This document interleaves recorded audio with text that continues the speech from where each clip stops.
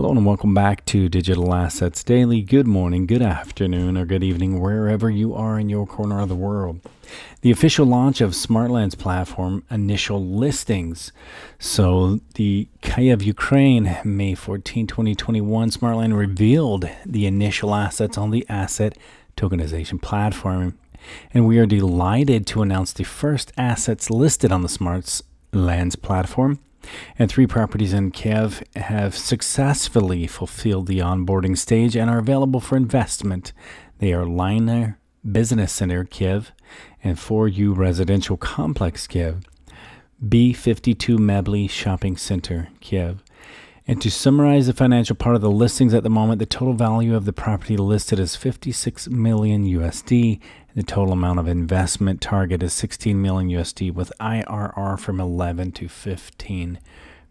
So congratulations to the Smartlands team. I know that's very exciting as they continue to be a trendsetter in the new financial industry with tokenization of assets and again, working directly with Stellar. Next article, Universal DLT Interoperability is now a practical reality.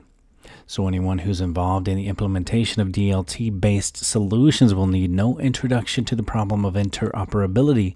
It's an issue that has dogged the technology from the very beginning and has severely limited its application. Now, though, that era is in the past. Today, DLTs can interoperate seamlessly and easily, allowing their full potential to be realized across a multitude of use cases. And here we'll take a look at how this breakthrough has been achieved, and we'll begin to review the problem and various attempts to solve it.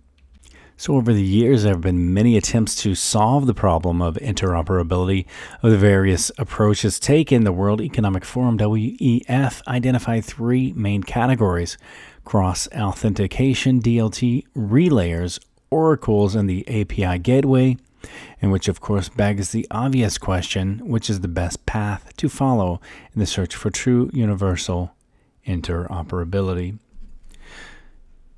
So I think we'll continue moving forward, and DLT tends to be the path, as again, even Elon Musk has been recently saying the distributed ledger is going to be the way to move forward. So this is very interesting as the negative stigma again continues moving forward with Bitcoin. The Colonial Pipeline paid 75 Bitcoin, or roughly 5 million USD, to the hackers.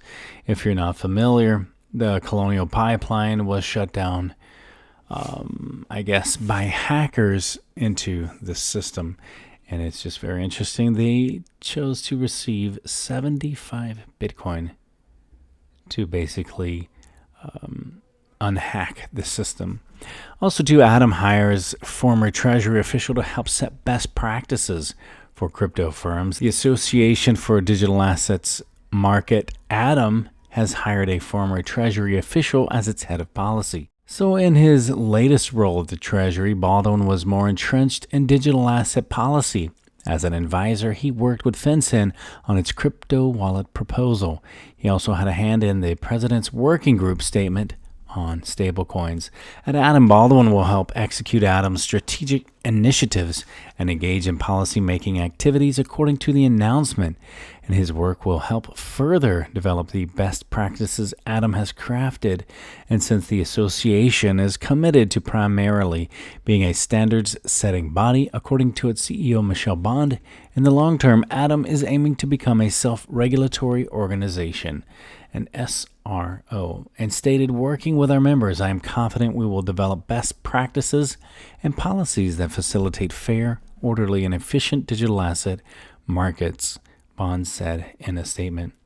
And Michelle Bond is previously from the Ripple team, so it's very exciting to continue to see the connection to Ripple moving forward. Now, what does the digital pound mean for Britain? The Bank of England recently announced the formation of a special task force meant to look into the nation of introducing a central bank digital currency, CBDC. While the decision to implement a digital pound has not yet been made, the option is clearly being considered. So what changes would be needed to make it happen, and how would this decision affect the country in the long term? So CBDC and the banking system, and how would it work? So generally speaking, there are two possible models to make digital currencies work, and the first is when the central bank issues a digital currency to the country's residents directly. The other is when the digital currency is created and the central bank then distributes it among connected commercial banks, and those banks in turn spread it among their retail and corporate clientele in the form of traditional cash. And I want to thank ECK for tagging me in that as well. So Bahrain's central bank to pilot the digital dollar with JP Morgan and Bank ABC. And I found this very exciting for a handful of reasons. The Central Bank of Bahrain, CBB, has revealed its plans to pilot a digital currency settlement project with U.S. Bank, JP Morgan, and local Manama-based Bank ABC. All right, before we go, I want to leave you with a final thought. To be successful, you must be unique. You must be so different that if people want what you have, they have to come to you to get it. Remember, guys, this is not financial advice. It's for entertainment purposes only. I want to say thanks to our VIP on Patreon, Surfmeister, and to each and every one of you. Hit that subscribe, and we will catch you in the next one.